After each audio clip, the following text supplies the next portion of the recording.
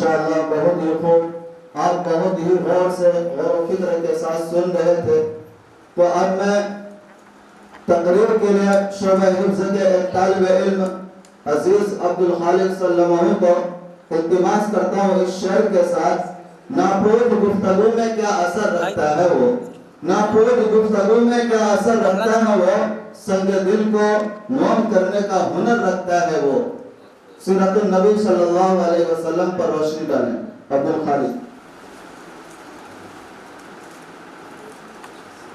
نحمده ونصلي على رسوله الكريم، أما بعد، قال الله تبارك وتعالى في القرآن المجيد والفرقان الحميد: فأعوذ بالله من الشيطان الرجيم، بسم الله الرحمن الرحيم، إن الله وملائكته يصلون على النبي يا أيها الذين آمنوا صلوا عليه وسلموا تسليما، اللهم صل على محمد وعلى آله وأصحابه وبارك وسلم۔ اسٹیج پر جمع افروز علماء کرام، اساتذہ کرام، مہمان اعظام، حاضرین محفل اور میرے عزیز ساتھیوں، السلام علیکم ورحمۃ اللہ وبرکاتہ۔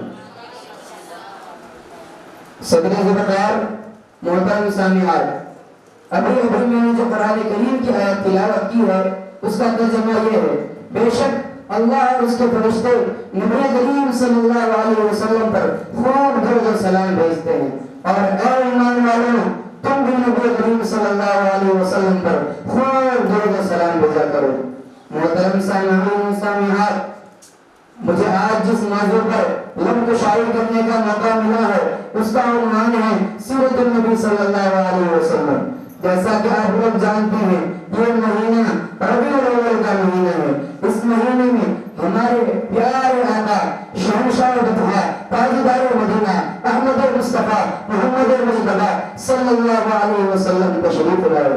دختران ملت، جب کائنات میں کفر و شرک اور وحشتوں پر بریت کا گھپ اندھیرا چھایا ہوا تھا، 12 ربیع الاول کو مکہ مکرمہ ذات اللہ و شرک و تعظیمہ میں حضرت بی بی آمنہ رضی اللہ تعالی عنہ کے مکان رحمت سے ایک ایسا نور چمکا جس نے سارے عالم کو جگمگ کر دیا۔ سسکتی انسانیت کی آنکھ جن کی طرف لگی ہوئی تھی وہ تاجدار رسالت، شہنشاہ نبوت، مظہر جود و سخاوت، پرور عظمت و شرافت، محسن انسانیت صلی اللہ علیہ وسلم تمام عالمین کے لیے رحمت بن کر مادر گیتی پر جلوگر ہوئے۔ سلام ہے آمینہ کے لال اے محبوب سبحانی، سلام ہے آمینہ کے لال اے محبوب سبحانی، سلام ہے فخر موجودات فخر نوح انسانی۔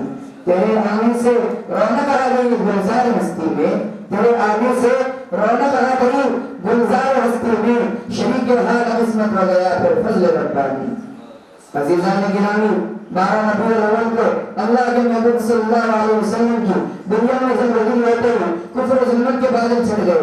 شاہ ایران کسریٰ کے محل پر زلزلہ آیا، 14 کنگرے گر گئے، ایران کا جو آتش پھٹا 1000 سال سے شعلہ زن تھا وہ بجھ گیا، دریائے ساوا خشک ہو گیا، کعبے کو وجد آ گیا اور بت سر کے رنگ گر پڑے۔ محترم پردہ نشین اور مہینوں، حضرت شیخ عبدالحق مہدی ذیلی رحمۃ اللہ علیہ فرماتے ہیں: بے شک سرکار دو عالم صلی اللہ علیہ وسلم کی شب ولادت شب قدر سے بہتر ہے، کیونکہ شب ولادت سرکار دو عالم صلی اللہ علیہ وسلم کی جنودر ہونے کی رات ہے، جبکہ لیلۃ القدر سرکار دو عالم صلی اللہ علیہ وسلم کو عطا کی شب ہے۔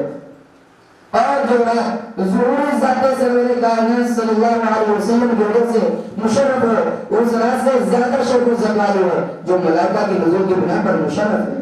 محترم سامعات، یہ حقیقت ہے کہ اگر ہمارے پیارے نبی اس دنیا میں جلوگر نہ ہوتے تو کچھ بھی نہ ہوتا، نہ یہ زمین ہوتی، نہ آسمان ہوتا، نہ عرش ہوتا، نہ فرش ہوتا، نہ انسان ہوتے، نہ حیوان ہوتے۔ کسی شاعر نے کیا خوب کہا ہے: کتاب فطرت کے ہر وقت پر جو نام احمد رقم نہ ہوتا، کتاب فطرت کے ہر وقت پر جو نام احمد رقم نہ ہوتا، یہ نقش ہستی ابھر نہ سکتا وجود لوگ قلم نہ ہوتا۔ یہ محفل کن فتح نہ ہوتی جو امام امم نہ ہوتا، یہ محفل کن فتح نہ ہوتی جو امام امم نہ ہوتا، یہ زمین نہ ہوتی، فلک نہ ہوتا، عرب نہ ہوتا، عجم نہ ہوتا۔ میرے آقا کے بہت سے معجزات ہیں، مگر ان میں سے چند میں آپ کے سامنے پیش کرنا چاہتا ہوں۔ بخاری شریف کی حدیث ہے کہ چاند کے دو ٹکڑے کرنا یہ میرے آقا کا عظیم معجزہ ہے۔ اس معجزے میں کئی معجزات ہیں، حالات دن بدن عروج کی جانب رواں تھے۔ ابو جہل نے خط لکھا یمن کے بادشاہ ابی کو، میرا بھتیجا ہے جو ہم میں سے ہے، اعلان کر رہا ہے کہ میں اللہ کا نبی ہوں، اور جتنے بھی خدا ہیں ان کو جھوٹا ثابت کر رہا ہے۔ جو کہتا ہے وہ ہو جاتا ہے، جو اس کو دیکھتا ہے وہ اسی کا بن جاتا ہے، جدھر نظر اٹھاتا ہے ہر کام ہو جاتا ہے۔ تو اگر ہمارا فیصلہ کر حبیب یمنی جب یمن سے چلتا ہے تو عرب میں ہوتا ہے، یعنی مکہ مکرمہ میں جب یہ بادشاہ ابو جہل کے پاس پہنچا، کہا کیا معاملہ ہے؟ ابو جہل نے کہا جو کہتا ہے وہ ہو جاتا ہے، جو اس کو دیکھتا ہے وہ اسی کا بن جاتا ہے، جدھر نظر اٹھاتا ہے ہر کام ہو جاتا ہے۔ حبیب یمنی نے کہا مجھے اس کے پاس لے چل۔ آقا کی دہلیز پر آیا، حضور نے نگاہ نبوت سے دیکھا اور اس کو اپنا کر لیا۔ حبیب کہتا ہے اگر آپ اللہ کے نبی ہیں تو میرے دو سوال ہیں، ان کے جواب دے دیں۔ تو ابو جہل نے کہا یہ جادوگر ہے۔ یمنی بادشاہ نے کہا اگر وہ جادوگر ہے تو اس کا جادو زمین پر تو چل سکتا ہے مگر آسمان پر نہیں۔ حبیب کہتا ہے اگر آپ میرے دو سوالوں کے جواب دے دیں تو میں کلمہ پڑھ لوں گا۔ میرے آقا نے فرمایا تیرے کون سے دو سوال ہیں؟ کہا پہلے ایک پھر دوسرا بتاؤں گا۔ کہا جو چاند ہے اس کے دو ٹکڑے کر دیں میں کلمہ پڑھ لوں گا۔ میرے آقا نے فرمایا کب؟ کہا کہ جب 14ویں کا چاند اترے ہوگا آپ تشریف میں آئے، آپ سبا کی پہاڑی پر کھڑے ہوئے، ایک طرف کافر اور ایک طرف صحابہ ہیں، کافر خوش ہو رہے ہیں کہ آج کام نہیں ہوگا، ادھر صحابہ کا معلوم تھا کہ آج کام ہو کر ہو رہے گا۔ میرے آقا نے صفا کی پہاڑی پر چڑھ کر کہا ارے حبیب کیا چاہتے ہو؟ کہا حضور چاند کے دو ٹکڑے کر دیں میں کلمہ پڑھ لوں گا۔ میرے آقا نے چاند کی طرف نظر اٹھائی، یہ وہی چاند ہے جب حلیمہ کے آنگن میں حضور کا جھولا ملتا تو چاند بھی ادھر سے بدلے لیتا۔ میرے آقا نے چاند کی طرف انہی سے اشارہ کیا، ادھر چاند دو لخت ہوا، ادھر حبیب یمنی قدموں میں آ گیا اور کہنے لگا آقا کلمہ پڑھا دیں۔ حسن بے مثال دیکھ کے آمنہ کا لال دیکھ کے، حسن بے مثال دیکھ کے آمنہ کا لال دیکھ کے، رونا نوری رشتہ آ گیا آمنہ کا لال دیکھ کے، یمنی نے کلمہ پڑھ لیا ولی کا کمال دیکھ کے۔ میرے آقا نے فرمایا اے حبیب تیرا دوسرا سوال کیا تھا؟ حبیب کہتا ہے آقا کہتے ہو شرم آتی ہے۔ میرے آقا نے اسے سینے سے لگایا اور کہا اے حبیب بتا تو صحیح تیرا دوسرا سوال کیا تھا؟ حبیب کہتا ہے آقا جرت نہیں۔ میرے آقا نے فرمایا اگر میں بتاؤں تو پھر کیا ہوگا؟ کہا حضور بتا دیں ایمان اور پختہ ہو جائے گا۔ میرے نبی نے فرمایا تیری ایک بیٹی ہے، تو ملک کا بادشاہ ہے، تو نے بڑے بڑے طبیبوں کو بلایا مگر سب نے لا علاج قرار دیا، تو چاہتا ہے کہ وہ ٹھیک ہو جائے۔ اللہ نے اسے آنکھیں تو دی ہے مگر وہ دیکھ نہیں سکتی، زبان تو دی ہے مگر وہ بول نہیں سکتی، ہاتھ تو دیے ہیں مگر پکڑ نہیں سکتی، پاؤں تو دیے ہیں مگر چل نہیں سکتی۔ نبی کریم صلی اللہ علیہ وسلم نے فرمایا اے حبیب یمنی اب مکہ میں نہ رہ، گھر واپس چلا جا۔ بادشاہ گھر واپس گیا۔ بادشاہ جب گھر پہنچا دروازے پر دستک دیتا ہے، اندر سے آواز آئی کون؟ کہا حبیب ہوں۔ جو بچی بول نہیں سکتی تھی وہ کہہ رہی ہے بابا میں آ رہی ہوں۔ بابا نے سینے سے لگایا، کہا بیٹا کیسے ہوا؟ بیٹی کہتی ہے بابا 14ویں رات کا چاند تھا، کیا سہانی رات تھی، فرشتوں کی بارات تھی، لب پہ سب کی عنایت تھی۔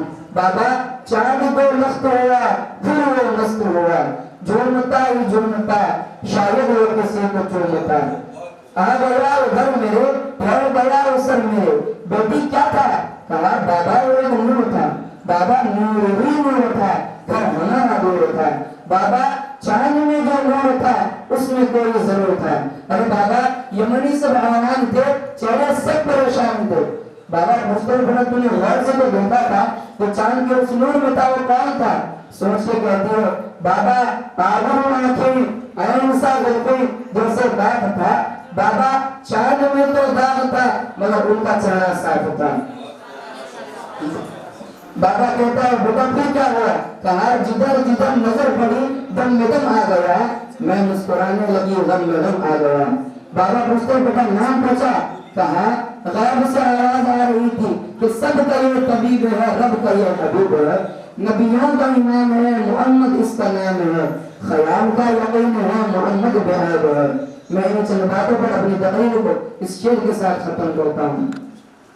रब के महबूब के किरदार को देखा होता, रब के महबूब के किरदार को देखा होता, प्यार कहते हैं किसे प्यार को देखा होता। दोस्ती क्या है, वफा क्या है, मोहब्बत क्या है, दोस्ती क्या है, वफा क्या है, मोहब्बत क्या है, सौर के राह में यार को देखा होता। कितने रोते थे वो रातों को गमे उम्मत में, कितने रोते थे वो रातों को गमे उम्मत में, उनके भीगे हुए रुखसार को देखा होता। तुम जो कहते हो किसी का नहीं होता कोई, तुम जो कहते हो किसी का नहीं होता कोई, और काश तुमने मेरे सरकार को देखा होता।